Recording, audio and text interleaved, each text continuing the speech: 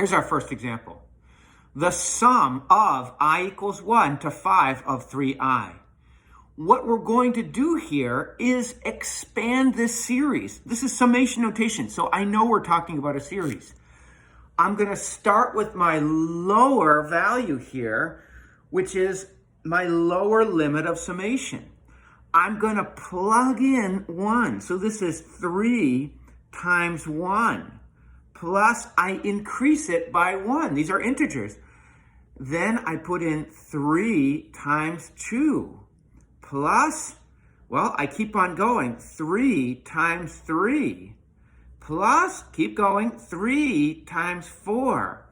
Plus, my upper limit of summation is 5. So that's my stop sign. I can stop now. I started at my lower limit and I ended at my upper limit. I can stop now. Well, I can simplify this. This is 3 plus 6 plus 9 plus 12 plus 15, which sums to 45. Because this was a finite series, there is the series. Notice, this is A1, A2, A3, A4, A5. Why did I know to label these as such? Because that's the first one I came to.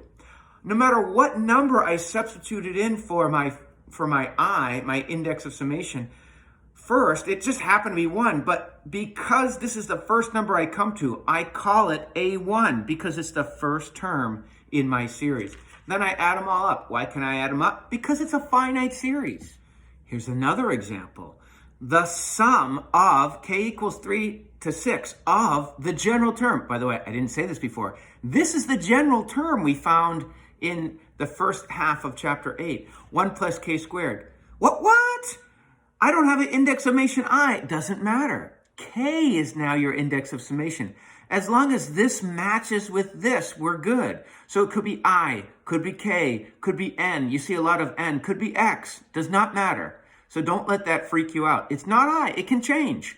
So we just have to pay attention. If this is K and this is K, we're good to go. So we're going to start substituting at our lower limit, which is 3. So our first term, A1, is 1 plus 3 squared. That's A1. But you substitute in 3. Shouldn't be A3? No, it's the first term you come to. So we label that A1. Plus 1 plus 4 squared. I increase the positive integer by 1. That's the second term I come to. So I call it A2. Plus 1 plus 5 squared. That's A3. And the fourth term will be our stop sign. We substitute in a 3, a 4, a 5, now a 6. 1 plus 6 squared. And that here is A4. I don't know why I put that line there. Doesn't have to be there. All right. So we can find these actual terms of the series. They are, of course, 10 plus 17 plus 26 plus 37. That's A1, A2, A3, A4. This is a finite series. This series came from this.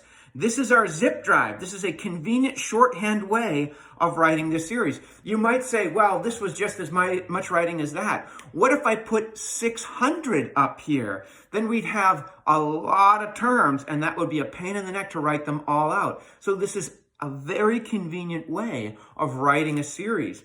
And when I sum them, and I can because I have a finite series, this is equal to 90. The total there is 90. 10 plus 17 plus 26 plus 37. Here's another example. Our lower limit is 0. What? It doesn't have to be 1? No. It doesn't have to be 3? No. It can even be 0. Usually we start at 1, but don't be concerned if we start at 0. Our upper limit is 8, and here's our rule. Look, the index matches the index. We're good to go. So now we substitute 1 over 0 factorial plus, why? Because that's a summation notation.